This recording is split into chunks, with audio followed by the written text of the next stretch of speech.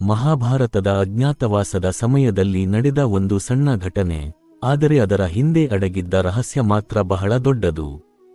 ಪಾಂಡವರು ತಮ್ಮ ಗುರುತನ್ನು ಮರೆಮಾಚಿಕೊಂಡು ವಿರಾಟ ರಾಜನ ಅರಮನೆಯಲ್ಲಿ ವಾಸಿಸುತ್ತಿದ್ದರು. ಧರ್ಮರಾಜ ಯುಧಿಷ್ಠಿರನು ಕಂಕ ಎಂಬ ಹೆಸರಿನಲ್ಲಿ ವಿರಾಟ ರಾಜನ ಆಸ್ಥಾನದಲ್ಲಿ ಪಗಡೆ ಆಟ ಆಡುತ್ತಾ ಕಾಲ ಕಳೆಯುತ್ತಿದ್ದನು. ದ್ರೌಪದಿ ಮಾತ್ರ ಸೈರಂಧ್ರಿ ಎಂಬ ಹೆಸರಿನಲ್ಲಿ ರಾಣಿಯ ಸೇವಕಿಯಾಗಿ ಇದ್ದಳು. ಒಂದು ದಿನ ವಿರಾಟ ರಾಜನು ಪಗಡೆ ಆಡುತ್ತಾ ಕುಳಿತಿದ್ದನು. ಮಾತಿನ ಮಧ್ಯೆ ತನ್ನ ಮಗ ಉತ್ತರನ ವಿಜಯದ ಬಗ್ಗೆ ಹೆಮ್ಮೆ ಪಡಲು ಆರಂಭಿಸಿದನು. ಆದರೆ ಉತ್ತರನ ನಿಜವಾದ ವಿಜಯದ ಹಿಂದೆ ಇದ್ದದ್ದು ಬೃಹನ್ನಳೆಯ ವೇಷದಲ್ಲಿದ್ದ ಅರ್ಜುನನೆಂಬ ಸತ್ಯ ಧರ್ಮರಾಜನಿಗೆ ತಿಳಿದಿತ್ತು. ಹೀಗಾಗಿ ಧರ್ಮರಾಜನು ಬೃಹನ್ನಳೆಯ ಶೌರ್ಯವನ್ನು ಹೊಗಳಿದನು. ಇದನ್ನು ಕೇಳಿದ ವಿರಾಟ ರಾಜನಿಗೆ ಕೋಪ ಬಂತು.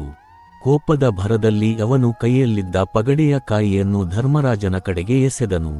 ಅದು ಯುಧಿಷ್ಠಿರನ ಮುಖಕ್ಕೆ ಬಡಿದು ರಕ್ತ ಸುರಿಯತೊಡಗಿತು. ಆದರೆ ಅಲ್ಲಿ ನಡೆದದ್ದು ಇನ್ನೂ ಆಶ್ಚರ್ಯಕರ. ಧರ್ಮರಾಜನ ಮುಖದಿಂದ ಸುರಿಯುತ್ತಿದ್ದ ರಕ್ತದ ಒಂದು ಹನಿಯೂ ನೆಲಕ್ಕೆ ಬೀಳದಂತೆ ದ್ರೌಪದಿ ತನ್ನ ಸೆರಗಿನಿಂದ ಅದನ್ನು ತಡೆದಳು. ಆಕೆ ಏಕೆ ಹಾಗೆ ಮಾಡಿದಳು? ಇದರ ಹಿಂದೆ ಪಾಂಡವರ ಅಜ್ಞಾತವಾಸದ ರಹಸ್ಯವಿತ್ತು. ಪಾಂಡವರು ಅಜ್ಞಾತವಾಸದಲ್ಲಿದ್ದರು. ಅವರ ನಿಜವಾದ ಗುರುತು ಬಹಿರಂಗವಾದರೆ ಅವರ ಪ್ರತಿಜ್ಞೆಗೆ ಅಪಾಯ ಉಂಟಾಗಬಹುದಿತ್ತು. ಧರ್ಮರಾಜನಿಗೆ ಯಾವುದೇ ಅಪಾಯ ಸಂಭವಿಸಿದರೂ ಪರಿಸ್ಥಿತಿ ನಿಯಂತ್ರಣ ತಪ್ಪುವ ಸಾಧ್ಯತೆ ಇತ್ತು. ದ್ರೌಪದಿ ಇದನ್ನು ಕ್ಷಣದಲ್ಲೇ ಅರ್ಥಮಾಡಿಕೊಂಡಳು.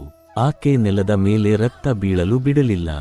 ಏಕೆಂದರೆ ಆ ಕ್ಷಣದಲ್ಲಿ ಅವರ ಸುತ್ತಲಿದ್ದವರು ಈ ಘಟನೆಗೆ ಗಮನಹರಿಸಿ ಪ್ರಶ್ನೆಗಳನ್ನು ಕೇಳುವ ಸಾಧ್ಯತೆ ಇತ್ತು.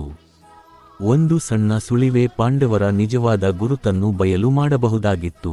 ಇನ್ನೊಂದು ಪ್ರಮುಖ ಸಂಗತಿಯೆಂದರೆ ಧರ್ಮರಾಜನ ರಕ್ತ ನೆಲಕ್ಕೆ ಬೀಳುವುದನ್ನು ಶುಭಕರವೆಂದು ಪರಿಗಣಿಸಲಾಗುತ್ತಿರಲಿಲ್ಲ ಎಂಬ ಜನಪ್ರಚಲಿತ ಕಥನಗಳೂ ಇವೆ. ಆದ್ದರಿಂದ ದ್ರೌಪದಿ ತಕ್ಷಣ ತನ್ನ ಸೆರಗಿನಿಂದ ರಕ್ತವನ್ನು ತಡೆದಳು ಎಂಬ ಪ್ರಸಂಗ ಜನಪ್ರಿಯವಾಗಿದೆ. ಅದೇ ಸಮಯದಲ್ಲಿ ಯುಧಿಷ್ಠಿರನು ಕೂಡ ಅಪಾರ ತಾಳ್ಮೆ ತೋರಿಸಿದನು.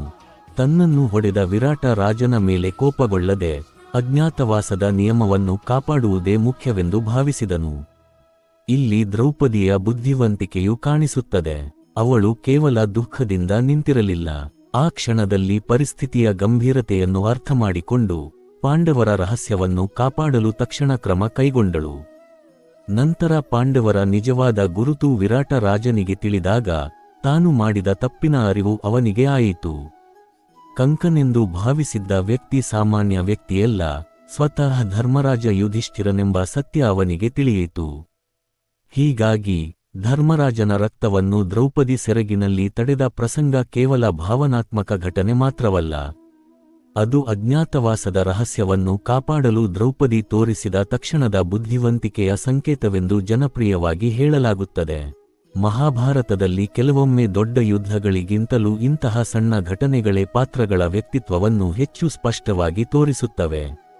ದ್ರೌಪದಿಯ ಒಂದು ಕ್ಷಣದ ನಿರ್ಧಾರ ಪಾಂಡವರ ರಹಸ್ಯವನ್ನು ಕಾಪಾಡುವಲ್ಲಿ ಎಷ್ಟು ಮಹತ್ವದ್ದಾಗಿತ್ತು ಎಂಬುದೇ ಈ ಕಥೆಯ ಕುತೂಹಲ. ನಿಮಗೆ ಇಂತಹ ಮಹಾಭಾರತದ ಕಥೆಗಳು ಇಷ್ಟವಾದರೆ ನಮ್ಮ ಚಾನೆಲ್ ಅನ್ನು ಸಬ್ಸ್ಕ್ರೈಬ್ ಮಾಡಿ ಮತ್ತು ಈ ವಿಡಿಯೋವನ್ನು ನಿಮ್ಮ ಸ್ನೇಹಿತರೊಂದಿಗೆ ಹಂಚಿಕೊಳ್ಳಿ.